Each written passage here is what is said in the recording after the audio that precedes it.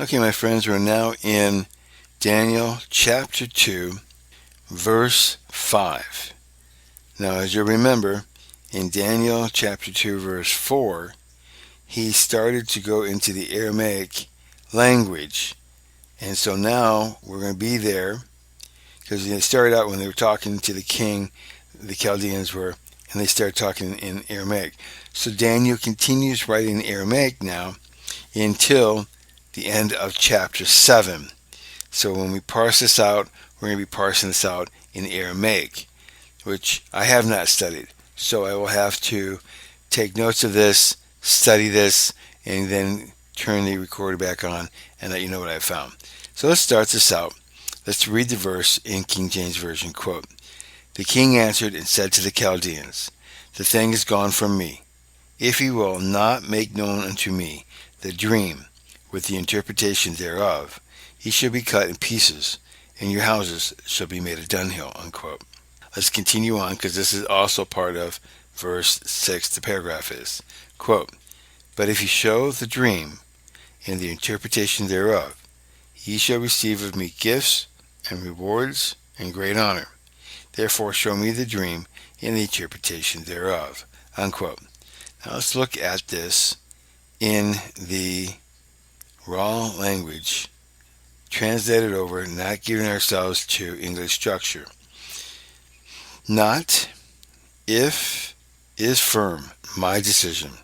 To the Chaldeans, the Chaldean, and said, King, the answered, an ash heap and your houses, ye shall be cut in pieces, and its interpretation, dream thee, you do make known to me, shall be made. So that's the raw version of it. Let's go ahead and put this into the Young's Literal Translation and see what we have there. Putting this into sentence structure now. Quote, "The king hath answered and said to the Chaldeans, The thing from me is gone.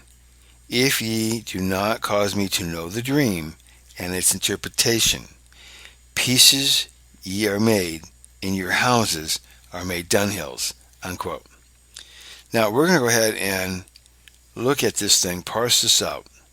Now remember, when we were doing verse 3, the king was very casual about telling these wise men that have gathered that he called, that he had a dream. He can't remember it. Very casual. In verse 4, the wise men, referred to now as Chaldeans, basically demanded of the king to tell us the dream or tell you the interpretation. They were not very humble about the whole thing. And you can see this from what they said and when we parsed it out. Now we're going to parse out the Aramaic and see if we can find out what's going on. What is the king feeling, thinking, as this has been presented to Daniel? Because Daniel was not there. This is during the second year of Daniel's ministry there with Nebuchadnezzar, in my opinion. That means that Daniel's still within his 3 years of being prepared to be quizzed by the king after learning the language and being seminated and reading the literature on clay tablets. Is he wise? So he's not standing before the king, so he's not hearing this. And we'll see that later on as we look at the verses later, that he had to be told about this.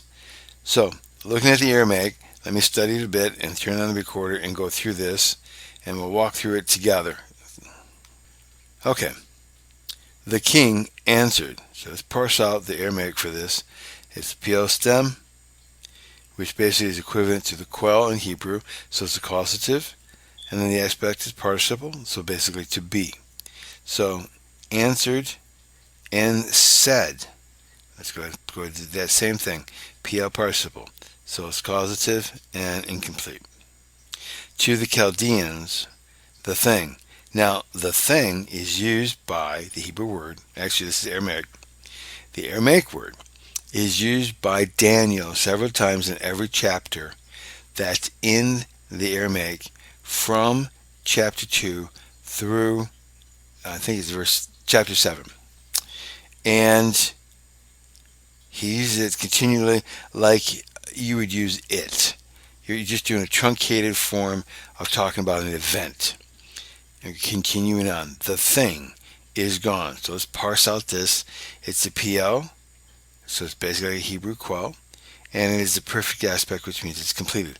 So it's a causative completed action, is gone, which we can tell from that. From me. If ye will not. Now let's look at the definition of this Aramaic will not and see what we can get from that. When you translate this out, if you will do nothing, will not. So the definition is basically willful. You do nothing, you don't show me what this is. So this is basically being quoted out as cannot or will not. He's basically putting down will not tell me the interpretation of this dream. So will not make known. Let's parse out make known in the Aramaic.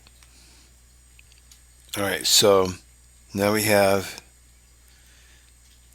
will not make known. This is APL, stem, imperfect aspect. And what that means is a causative action that is not complete yet. So make known unto me the dream with the interpretation thereof. Now, Daniel uses this Aramaic word with the interpretation thereof several times through his book in Aramaic, and basically means to interpretate a dream, the interpretation thereof. Continuing, ye shall be cut. Now let's parse that out. And that is also aphel and imperfect. So that is basically a causative action that is incomplete. So ye shall be cut. He's threatening to basically kill them and cut them up. To be executed. So in some manner. So be chopped up with swords or whatever it is that he chooses. In pieces, and your houses shall be made. Now let's parse out that. It's also an IPL and imperfect, so it's causative action not completed. Shall be made a dunghill. So that's our verse as we parse it out from the Aramaic. Let's see what the commentaries have to say about it. So we see that the king is answering back to the Chaldeans in the same language that they have spoken to him. And he's real firm at saying, basically, that my word is confirmed. So he's letting them know that I'm pronouncing this. When he threatens to kill them, cut them in pieces, make their house a dunghill, we need to look at something that we're not thinking about. A lot of cities were built on the ruins of other cities that were there. And they became a tell, a mound. Therefore referred to as a tell. Not a, but tell. And they're mounds of ruins that other cities would get built on because of location. When the king says your houses will become a dunghill, he is stating that I will destroy it so much so, and not allow it to be rebuilt no matter what. So any of his descendants can't come back and claim the land and say this is my ancestors and build a house on it. It'll be absolutely as though the banks were frozen and you can't get to a penny of your assets whatsoever, and you're left completely destitute. These houses will be completely destroyed. The owner will be cut in pieces, and he's basically giving them, I want to know what this is, and it has departed from me. And you boast that you can do all sorts of great things. Tell me this. It's basically how it's coming across. And this is also what John Gill is writing in his commentary. And he goes into great depth and details. But he's basically saying the very same thing as what this verse is coming across as. One thing to be noted as we do this translation, that we want to look at how is this being communicated. Basically, the king is going at these wise men, telling him that irrevocably, this has gone from me. I will execute you if you do not tell me the dream and the interpretation. He's not being mild about it.